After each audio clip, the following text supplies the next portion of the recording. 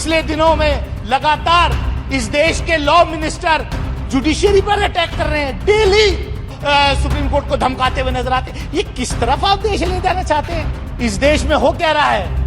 हमने मध्य प्रदेश की घटना देखी, हमने उत्तर प्रदेश में घटनाएं देखी, हमने आसाम में घटनाएं देख रहे हैं। क्या हो रहा है? बुलडोजर लेकर के अगर किसी ने कोई क्राइम किया है, यू आर नॉट द जज, crime should be reported, FIR should be lodged, investigation should take place, trial must take place, then if somebody is guilty he must be punished. यहाँ क्या हो रहा है कि अगर आपकी सरकार है, अगर कहीं कोई क्राइम हुआ है, सही है या गलत है, क्राइम है भी या नहीं, आप बुलडोजर लेकर के पहुंच जाओगे।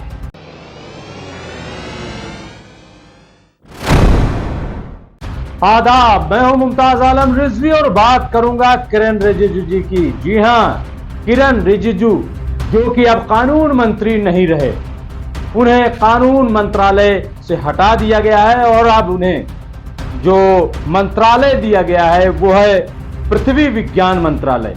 जी हां, अब तक वो कानून मंत्री थे, लेकिन अब उन्हें कानून मंत्री पद से हटा करके उन्हें पृथ्वी जो मंत्रालय है, पृथ्वी विज्ञान मंत्रालय, वो दिया गया है और उनकी जगह अब जिम्मेदारी दी गई है अर्जुन राम मेघवाल को। वो अब कानून मंत्री होंगे। दरअसल जब रविशंकर प्रसाद से 2021 में ये मंत्रालय लिया गया था तो उसके बाद रिजिजू को ये बड़ी जिम्मेदारी दी गई थी, कानून मंत्री उन्हें बनाया गया था। और इसके साथ ही ये जो पृथ्वी विज्ञान मंत्रालय है ये जितेंद्र सिंह के पास था, ये अब दे दिया गया है किरण रिजिजू को। जी हाँ, तो ये एक बड़ा फेरबदल है जो राष्ट्रपति भवन से, जो प्रेसिडेंट हाउस से प्रेस रिलीज जारी हुई है उसके मुताबिक अलग अलग ये जो कलमदान है वो लोगों को सौंपे गए हैं। सवाल ये है कि इतना बड़ा बदलाव क्यों किरण रिजिजू को हटाया गया कानून मंत्रालय से? ये एक बड़ा सवाल बन, क्या उनसे संभल नहीं रहा था, या फिर उनकी जो कंट्रोवर्सी थी, जो उनके बयानात रोज आते थे और जिस तरीके से मामला सुप्रीम कोर्ट तक पहुंच गए, कोलिजियम को लेकर के जो कोलिजियम सिस्टम है, जो जजों के अपॉइंटमेंट को लेकर के कमेटी, उस पर जिस तरीके के आप देखिए तनाज़ात सामने आ रहे थे, यानी चीफ जस्टिस से या सुप्रीम कोर्ट से और ये कानून मंत्री से। हालांकि ये कहते रहे कि कोई झगड़ा नहीं है, लेकिन कहने से क्या होता है, बार बार कहीं ना कहीं ये चीज दिखाई दे रही थी और बार बार ये कह रहे थे कि जो न्यायालय का काम ये नहीं है कि वो जजों की तकर्रुरी करे और इसका जो है सिरे जो इसका हक जो है वो सरकार को है। कुछ इस किस्म की बातें जो है वो बार बार सामने उभर करके आती थी।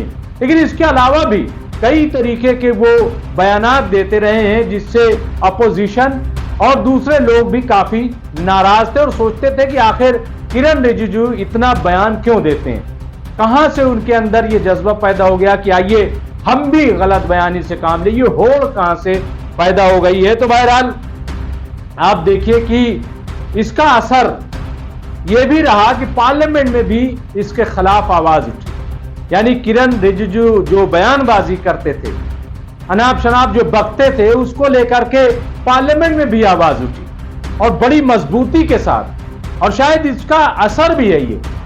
मैं बात कर रहा हूं बीएसपी के अमरोहा से मेंबर पार्लियामेंट बेबाक लीडर कुंवर दानिश अली की। कुंवर दानिश अली पार्लियामेंट में जो बोलते हैं उसको पूरा हाउस सुनता है, और हाउस नहीं बल्कि पूरा देश सुनता है, क्योंकि कुंवर दानिश अली जिस तरीके से ठोक बजा कर बातें कहते हैं, एक एक चीजों को रीड करते हैं, पढ़ते हैं और उसके बाद बोलते हैं, और उनकी जब बात होती है तो कोई हंगामा नहीं मचाता, कोई शोर नहीं मचाता, और अगर कोई शोर मचाने की कोशिश करता है तो बड़ी खूबसूरती से कुंवर दानिश अली उस शोर को दबाते हैं और फिर अपनी बात कहते हैं। किरण रिजिजू पे भी उन्होंने सवाल उठाया था और कहा था, पार्लियामेंट में हाउस में सवाल उठाया था कि आखिर इन पर रोक क्यों नहीं लगाई जा रही। कोई दिन ऐसा नहीं होता कि जिस दिन किरण रिजिजू गलत बयानी से काम न लें। अखबार भरे पड़े, आप देख लीजिए। ये बात उन्होंने पार्लियामेंट में कही थी और ठोक बजाकर कही थी। आज उसका शायद असर दिखाई दे रहा है। आइए देखते हैं कि कुंवर दानिश अली ने अपने पार्लियामेंट में दिए गए बयान में क्या कहा था, किस तरीके से इस बात को पुरजोर तरीके से उठाया था, ये देखने वाली बात होगी। आइए सुनते हैं। सभापति महोदय, मैं ये कहना चाहता हूं कि जिस तरीके से पिछले दिनों में लगातार इस देश के लॉ मिनिस्टर जुडिशरी पर अटैक कर रहे हैं, डेली का काम आप अखबार उठाकर देखिए, सुबह को मैं पढ़ता हूं तो केंद्रीय कानून मंत्री रोज जो है जुडिशरी को सुप्रीम कोर्ट को धमकाते हुए नजर आते। ये किस तरफ आप देश ले जाना चाहते हैं? हर चीज आपके हिसाब से चलेगी क्या देश में? ये क्या है? कोई सभापति महोदय, इस देश में हो क्या रहा है? हमने मध्य प्रदेश की घटना देखी, हमने उत्तर प्रदेश में घटनाएं देखी, हमने आसाम में घटनाएं देख रही। क्या हो रहा है? बुलडोजर लेकर के अगर किसी ने कोई क्राइम किया है, यू आर नॉट द जज, crime should be reported, FIR should be launched, investigation should take place, trial must take place, then if somebody is guilty he must be punished. यहां क्या हो रहा है कि अगर आपकी सरकार है, अगर कहीं कोई क्राइम हुआ है, सही है या गलत है, क्राइम है भी या नहीं, आप बुलडोजर लेकर के पहुंच जाओगे। ये क्या है? क्या इसलिए इस देश को हमारे पुरखों ने आजाद कराया था? क्या इसलिए मौलाना आजाद ने जो है जामा मस्जिद की सीढ़ियों पर खड़े होकर के तकरीर की थी कि आप कहां जा रहे हो? जब देश का बंटवारा हो रहा था, इस देश के अंदर 20 करोड़ से ज्यादा अकलियत के लोग हैं और खासतौर से मुस्लिम माइनॉरिटीज हैं, आप कैसे ट्रीटमेंट करना चाहते हो? मैं सभापति महोदय, मैं अपनी बात खत्म करूंगा। सभापति महोदय, आपने देखा पिछले दिनों किस तरीके का ट्रेंड इस देश में चल रहा है। आप अपनी पार्टी में आपका सपना, आप कहते हैं कि कांग्रेस मुक्त भारत, कांग्रेस ने गलतियां की थी इसलिए जनता ने हरा दिया, कांग्रेस अगर अच्छा करेगी अब उनके। तो बहरहाल आपने कुंवर दानिश अली को सुना। कुंवर दानिश अली ने जिस बेबाकी से अपनी बात रखी और जो बात कही वो सबूत के साथ थे, ताकि अखबारात उठा के देख लीजिए। कई और मामला जो है कुंवर दानिश अली ने उठाए यहां, और जिस सलीके से उठाया उसका असर होना तो तय था। डायरेक्ट प्रधानमंत्री को, डायरेक्ट जो सदन है उसको, कि आखिर क्यों ऐसी बयानबाजी हो रही है। कुंवर दानिश अली जाहिर है कि एक संजीदा लीडरों में उनका नाम आता है।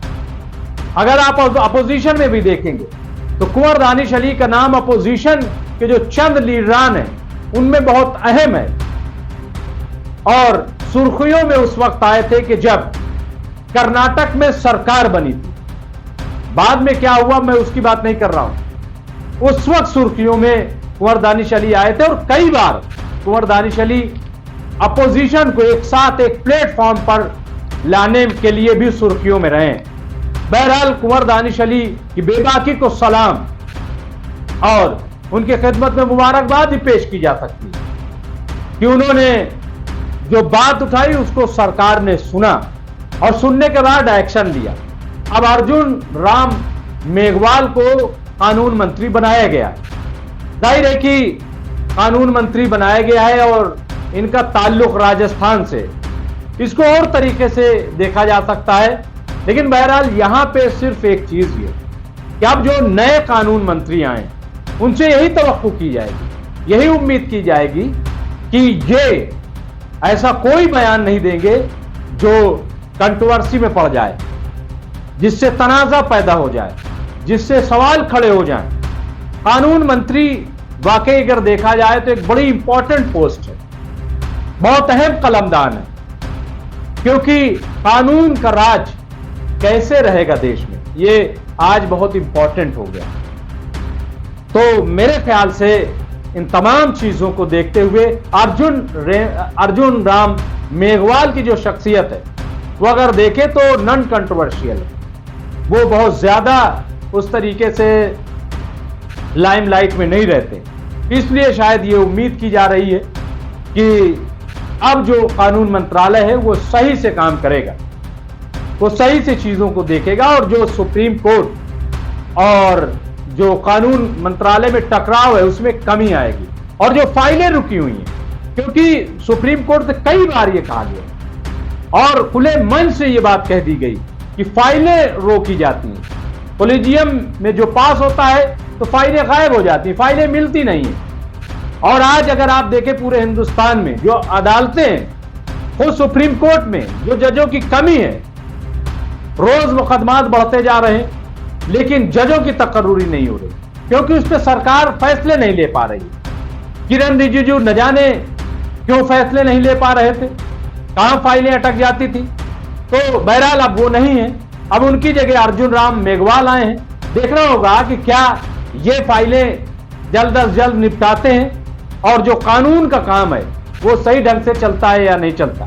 लेकिन आखिर में फिर एक बार मैं कुंवर दानिश अली को जरूर कहूंगा कि ये उन्होंने जो बात उठाई थी, जो सवाल उठाया था सदन में, आज उस सवाल का जवाब उन्हें मिल गया।